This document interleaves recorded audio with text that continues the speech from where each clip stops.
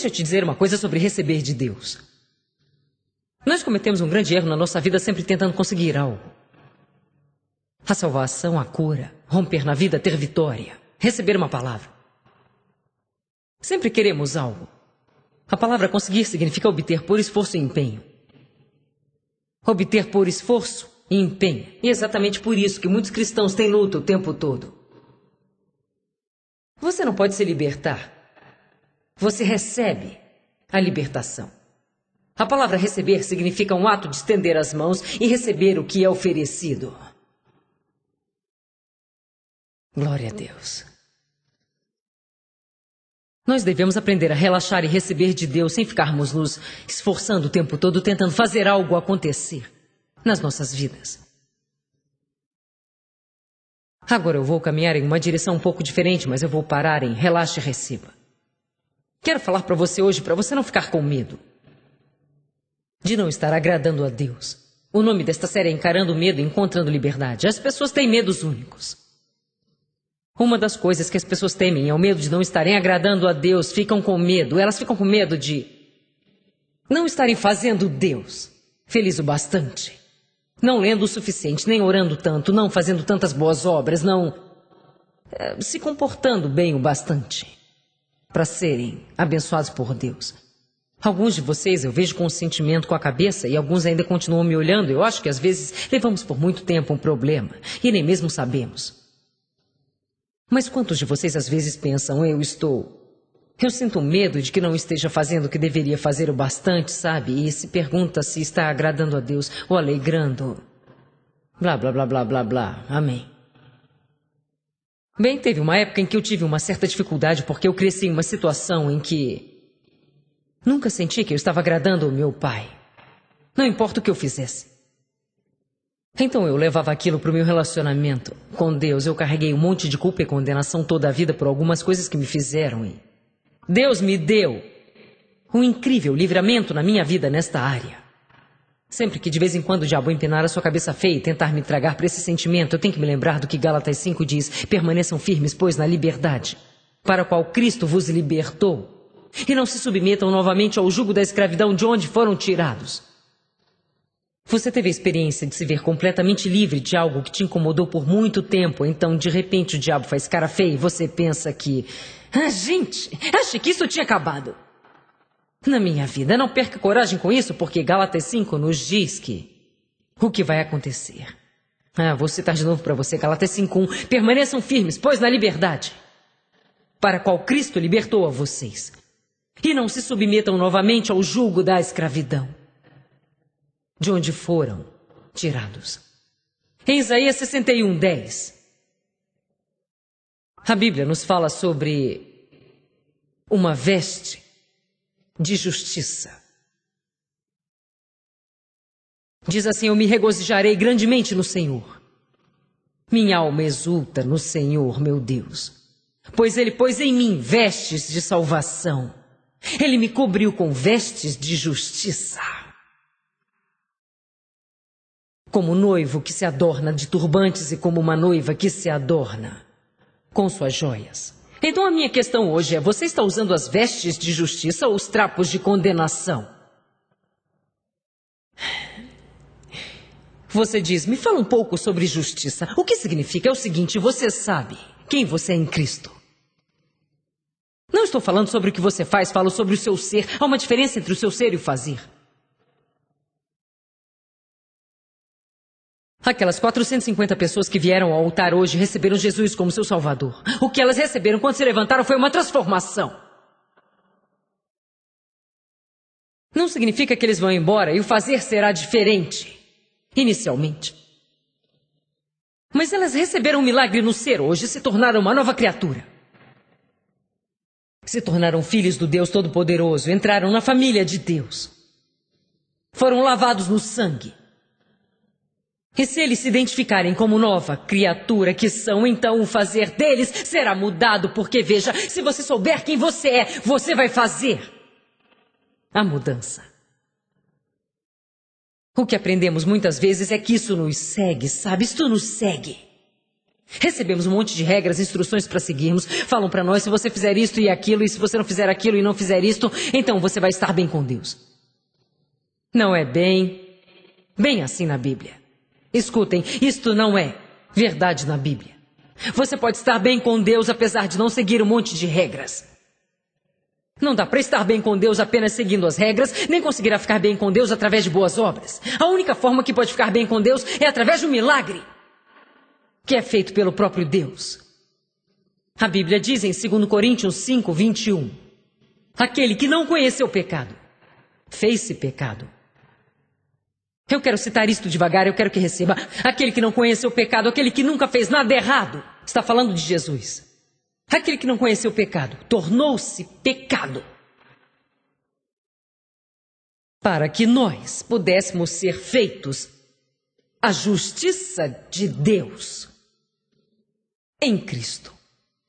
É exatamente por isso que a Bíblia te chama de santo. É por isso que a Bíblia nos chama de santos. Nós lemos isso, e se não entendemos a doutrina da justificação, lemos, mas pensamos, sabe, eu não sou santo, olha só as coisas que eu faço. Eu não sou santo. Porque continuo fazendo coisas erradas. Mas Deus está falando sobre o seu lado espiritual, onde Ele operou um milagre.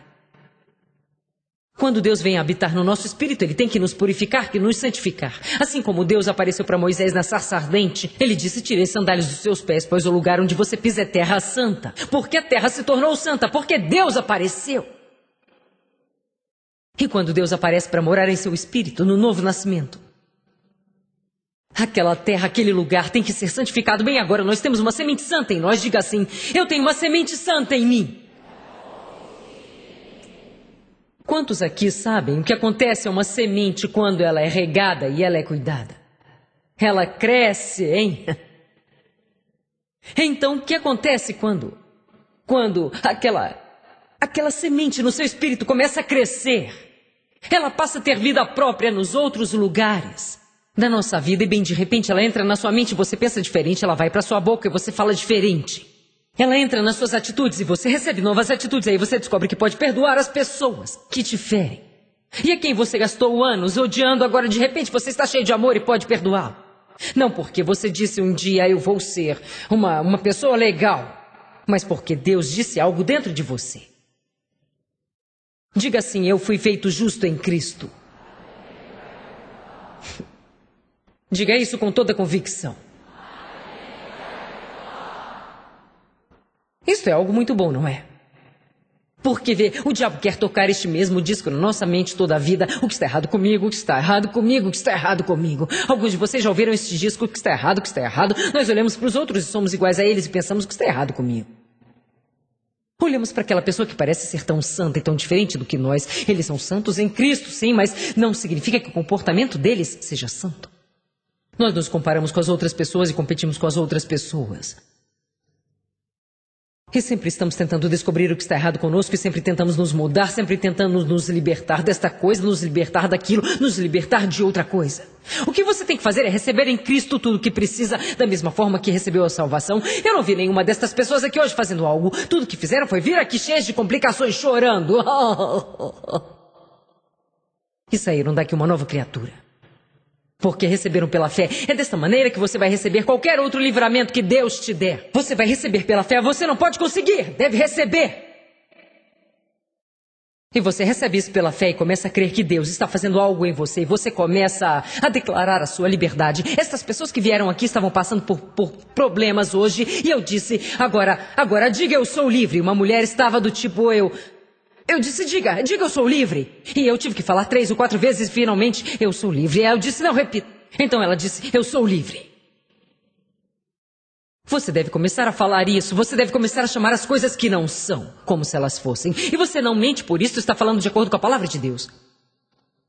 Se Deus fala que eu sou justo, então eu digo que eu sou justo. O diabo não gosta disso, o mundo não gosta disso, e os religiosos não gostam disso, mas Deus diz que eu sou justo, então eu digo que eu sou justo. Isto não significa que eu faço tudo certo, estou falando sobre quem eu sou em Cristo, não sobre o que eu faço o tempo todo. Mas adivinha, meu fazer é relacionado com o meu ser. Eu costumava, às vezes, fazer uma coisa errada e outra certa para disfarçar. Agora, os meus erros e enganos devem ser como um acidente. Sim, a gente se engana, todos nós erramos.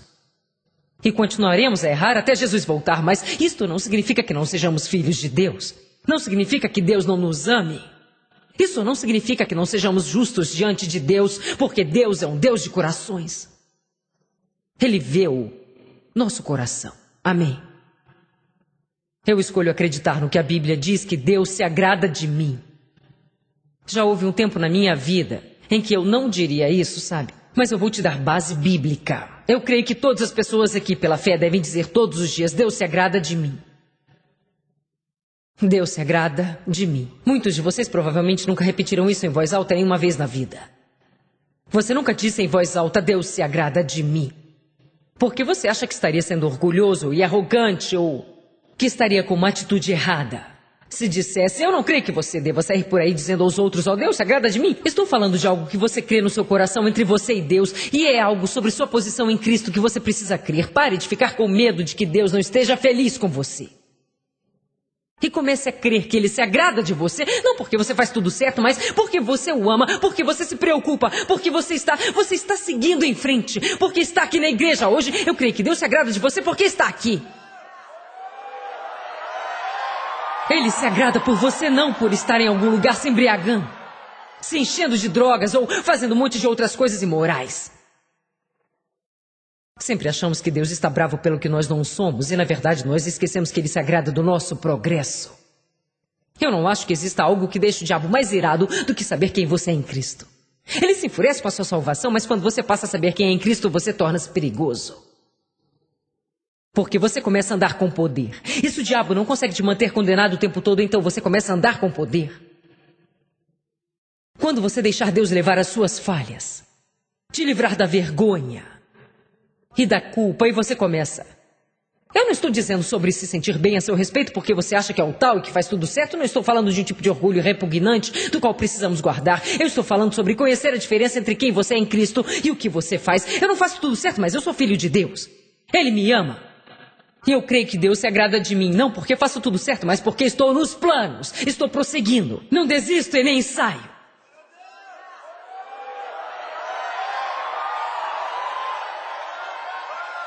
A primeira coisa que sai da minha boca toda manhã é: eu te amo, Senhor. Se eu levanto à noite, eu vou ao banheiro, eu digo: eu te amo, Senhor, eu te louvo, eu te adoro. Deus se agrada de nós porque nós o amamos. Deus já sabia que no relacionamento dele com você, você não iria sempre ter um bom comportamento. Você não é surpresa para Deus. Vamos lá. Ele não fica lá em cima, olha só. Veja, se eu soubesse que Joyce iria fazer isto, eu certamente não teria chamado ela. Pode repetir isso agora? Eu não sou surpresa para Deus. Deus já sabe o tipo de tolice que faremos na próxima semana. Mas Ele está lá para nos livrar. Aleluia. Ele está lá até o fim.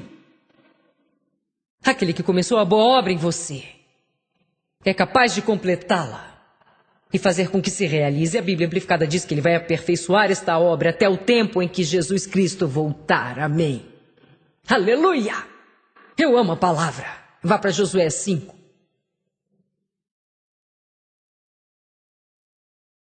É absolutamente maravilhoso o que a palavra de Deus faz na vida das pessoas.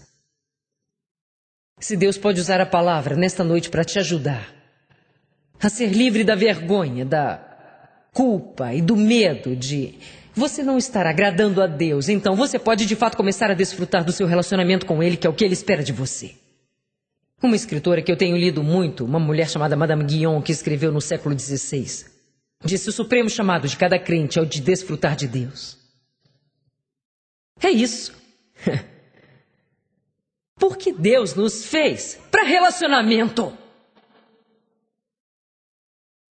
Ele quer alguém com quem possa estar em intimidade.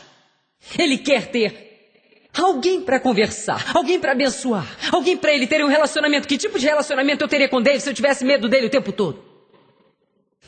Você não consegue ter um bom relacionamento com alguém de quem tenha medo o tempo todo, ora.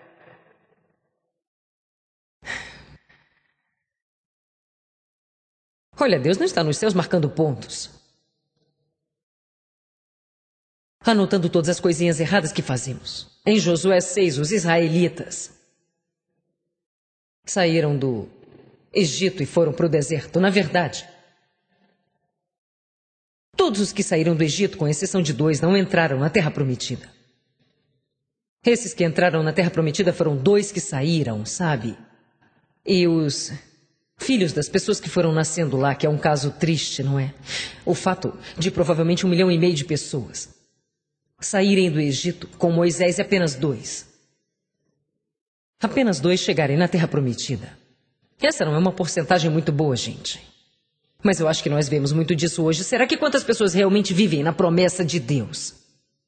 Quantas pessoas realmente aprendem a relaxar e a receber de Deus e desfrutar Deus, deixar Deus usá-las, viver livre da culpa e da condenação, andar no favor de Deus, no perdão de Deus e na misericórdia de Deus? Não devemos negociar aquela miséria mundana que tínhamos com outro tipo de miséria e colocar um rótulo de cristão nela. O reino de Deus não é comida nem bebida, é justiça, paz, alegria no Espírito Santo. Amém. Isso tem que vir nesta ordem. Vamos recapitular por um minuto. A alegria é a última mencionada. Não conseguirei ter alegria sem ter paz. Mas não terei paz se eu não souber quem eu sou em Cristo. Porque se eu não souber quem eu sou em Cristo, eu ficarei aborrecida comigo mesmo o tempo todo. Eu vou ficar decepcionada comigo mesma. Eu vou ficar decepcionada comigo mesma. Eu ficarei em guerra comigo mesma. E se eu não gostar de mim mesma, como me relacionar com os outros? E assim, eu não vou desfrutar do reino da terra prometida. Quantos aqui entendem isso? 1,5 milhão saíram, só 2 entraram. O que aconteceu? Eles andaram em círculo no deserto. Deus os amava, sim. Suprir as necessidades, sim. O básico. Eles receberam. E eu não quero usar a mesma roupa há 40 anos. Eu quero viver na bênção. Eu quero viver na terra prometida. Eu quero ter justiça. Eu quero saber quem eu sou em Cristo. Eu quero ter paz. Eu quero ter alegria no Espírito Santo. E eu quero desfrutar de ti, Deus. Aleluia. Sim, uau. Desfrutar de Deus. E não ficar perdendo a cabeça. Tentando agradar a Deus, mas eu quero desfrutá-lo. Sim, eu quero agradá-lo, sim. Mas eu não vou agradar a Deus sempre com as minhas boas obras, porque as minhas obras, sabe, não são perfeitas, mas eu posso agradá-lo porque eu tenho um coração justo. Ele se agrada do fato de que queremos agradá-lo. Sabia disso? Ele se agrada do fato de você querer agradá-lo, mesmo que você não acerte 100% na mosca. O fato de querer agradá-lo já o agrada, sabe? Ele se agrada quando você se importa e se lembra dele. Amém. Depois de entrarem na Terra Prometida, havia um monte de inimigos para serem derrotados. E se você ler todo o Velho Testamento, verá que eles conquistaram cidade após cidade. Tomaram os despojos e venceram os inimigos. Jericó foi uma daquelas primeiras cidades que eles foram e conquistaram. Você conhece a história de que eles rodearam as muralhas caíram e foi glorioso. Glórias. Glorioso. Mas nós temos que voltar para Josué capítulo 5 e ver o que aconteceu no verso 9. O Senhor disse a Josué neste dia: saibam que eu tirei o opróbrio do Egito de vocês todos. O opróbrio do Egito, o que significa? O opróbrio daquela velha vida pecaminosa. O que é opróbrio? Você está pronto? Vamos fazer um pequeno estudo bíblico. A palavra opróbrio significa vergonha, censura e desgraça. Ou seja, antes de realmente possuirmos a Terra Santa, prestem atenção. Antes de possuirmos a terra, devemos deixar que Deus tire de nós este opróbrio da nossa vida passada. Devemos parar de sermos envergonhados, cheios de culpa e de nos sentirmos maus por tudo, sabe, na vida que nós fazemos no passado. Deixa Deus tirar este opróbrio. Vamos falar sobre a vergonha por um minuto. Quantos anos na minha vida cristã eu vivi com essa vergonha? Eu sentia vergonha de quem eu era. Eu não sabia disso. Não era algo que eu estava ciente, era algo que estava bem lá no íntimo. Eu fui abusada quando eu era criança, então você começa a pensar, o que está errado comigo, o que está errado comigo, o que está errado comigo? Eu não tenho ideia de quantas vezes nós ouvimos esta frase no duro período em que nós estamos crescendo. Amém. Como se fosse em um teatro. Alguém já viu isso lá? O que está errado comigo? O que está errado comigo? O que está errado? Então precisamos de cura nesta área. Bem, não sabia nada sobre vergonha. E aí? Talvez uns 10, 15 anos atrás eu comecei a ler algo sobre a vergonha. E comecei a perceber que tinha uma natureza de vergonha, em vez de ter uma natureza de justiça. Quer dizer, eu tinha legalmente a justiça de Deus, mas eu não andava nela porque eu não entendia isso. Nós temos muitas coisas por herança que não aproveitamos porque não entendemos que temos aquilo, não é? Nós somos como bilionários que vivem na pobreza, porque realmente não sabemos quem nós somos em Cristo e realmente não sabemos o que é nosso. E nos tornamos mendigos, em vez de crentes. Como uma jovem cristã, eu não sabia muita coisa da palavra e sempre eu ajoelhava na minha cama. Depois de, naquela época, 3 dos meus filhos dormirem e Dave dormir também, eu me ajoelhava na minha cama e dizia, Deus, eu te peço que me ajudes a ser uma boa esposa, uma boa mãe. Mas, acima de tudo, Deus, me ajude a ser uma boa cristã, porque se eu conseguir ser uma boa cristã, todas as coisas vão funcionar direito. Deus, eu te peço que tu me perdoes. Oh, Deus, me perdoa, perdoa os meus pecados, Deus. Eu fazia a mesma oração por muitos anos. E uma noite eu ouvi o Senhor falar no meu espírito, dizendo, Joyce, eu te perdoei desde a primeira vez que pediu. Agora você precisa se perdoar.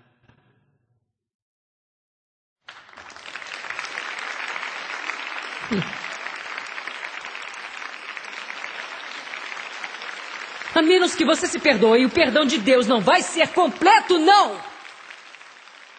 Ouviu o que eu disse? Eu disse, a menos que você se perdoe, o perdão de Deus não vai ser completo, não vai! Ah, não seja um mendigo.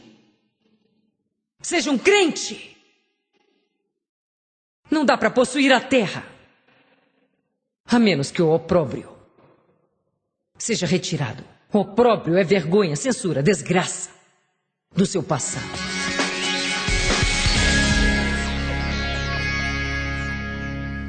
Bem, precisamos relaxar e receber de Deus. E não ficar o tempo todo tentando conseguir alguma coisa de Deus e ficar com medo de não estarmos agradando a Ele. Por isso, Ele não vai dar o que nós precisamos, queremos ou desejamos. Eu acho que temos que resistir ao medo de que não estamos agradando a Deus e temos que crer pela fé. Que se pelo fato de termos a nossa fé nele e pelo fato de estarmos progredindo, podemos não estar onde precisamos, mas graças a Deus estamos progredindo, não é? Só o fato de você ter visto o programa hoje significa que você já progrediu um pouco. Deus não se agrada de tudo o que fazemos, mas Ele se agrada de nós porque acreditamos nele.